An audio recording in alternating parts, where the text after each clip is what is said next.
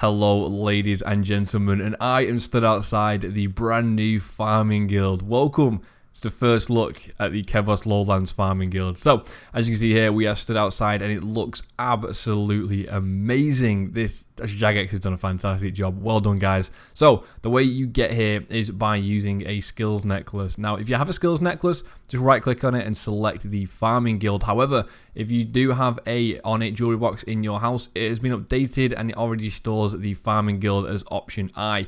Please make note that some stuff has changed around. I was trying to teleport to the Grand Exchange before using J on my Ring of Wealth, but it's moved about. So make sure you get updated with the new numbers. So anyway, let's go to the farming guild. Now, in order to access the main room, the farming guild is actually split up into 3 sections. So in order to access the farming guild and the main section, you need a minimum requirements of 45 farming. As soon as you walk in, you'll be met with the guild master, who is called Jane. Now, if you're first coming here, you will not have the right-click contracts option. You will have to talk to Jane. And then if you just select the first option, which will be talking about farming contracts, obviously mine isn't, just because I have already been through this option. I've been through and grabbed the farming contract, and it was to grow a dwarf weed, which I have planted in the herb section. Now, you will notice as well that when she's giving out your contracts, because I have 93 farming, I can access all 3 tiers. So I can access the 45 tier, the 65 tier, and the 85 tier. It actually allowed me to select which tier I wanted. So of course, I picked 85. I'll let you know how that goes in a later video, but at the moment it seems pretty easy. You come here to the guild master, and then the whole point is you plant within the guild to refresh the soil and so on and so forth. So with the main section, you get access to this over here. Like I said, this is all 45 farming requirement. I believe you can plant stuff here off task. However, I'm not entirely sure. I might test that towards the end of the video. But up to the north, you have a cactus patch. On the eastern side, you have 2 allotment patches, and on the western side, you have a bush patch, and then on the southwest corner, you have a flower patch. There are also these crates dotted about. I'm not entirely sure what's in here. Let's have a quick look. So you can get a book which tells you all about flowers. I take it these are just random things to help out people. Although if you got into the farming guild, I'm not entirely sure you would need a book on how to grow flowers.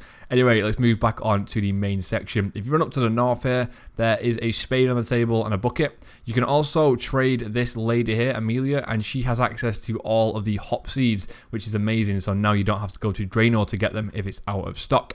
Let's go over here, and there is a bank chest, which you can gain full access to your bank by clicking on it.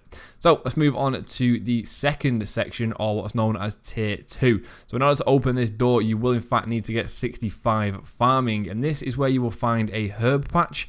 You'll also find a tree patch and a anime patch. Now the anime patch are the brand new patches that have come today. You can get seeds for this by either opening bird's nest, which were released from today onwards. So if you get a drop of a bird's nest, you can get one, or by pickpocketing master farmers, which there is also one in here. There are also tool leprechauns and so on. There's a tool leprechaun, and then this guy, which I believe will pay for the anime patch, perhaps. And then Arno here is stood next to a cave dungeon. If we go into the cave dungeon, this is where you can plant the brand new Hesperia patch, which is the new demi-boss, which is fightable. Of course, it's a solo area as well. And if you do die whilst you're fighting that boss, you will have to collect your stuff from Arno for a fee. Unfortunately, I do not know what that fee is just yet. But I can't imagine it being more than 100k. Also, the new seeds that you need in order to do this, I believe you can get from master farmers. So I'm probably going to do like an hour or 2 of pickpocketing master farmers to see if I can get lucky with any of those new seeds. So that is tier 2 of the farming guild, and let's move on to the third tier, which is just up north through these gates. Up here again, you get access to more patches. So you get a spirit tree patch, you get a celestious patch, fruit tree patch, and the redwood tree patch. Now just have a look at this redwood tree patch. This is freaking amazing. It is huge. Of course, you can climb up here as well. I believe it takes like 5 days for a redwood to fully grow. And as always, the new seeds can be accessed by pickpocketing master farmers, or of course by getting seed nest drops. Also, if you go and kill a giant mole, I believe you do have a very slim chance of getting the new seeds out of the nests there. However, I did open up some of them myself, and I was unlucky. I didn't get any of the new seeds. I opened about, I think it was 100 nests, and unfortunately didn't get anything.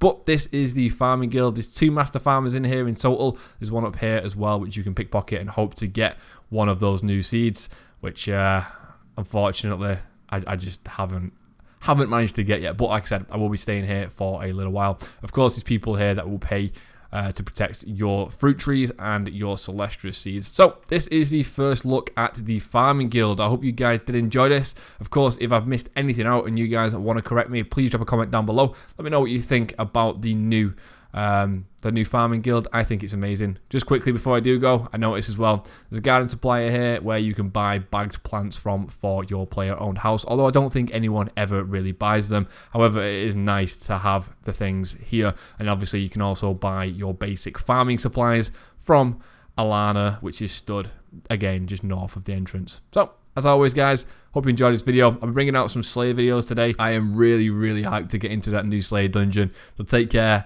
stay tuned, and have a nice day.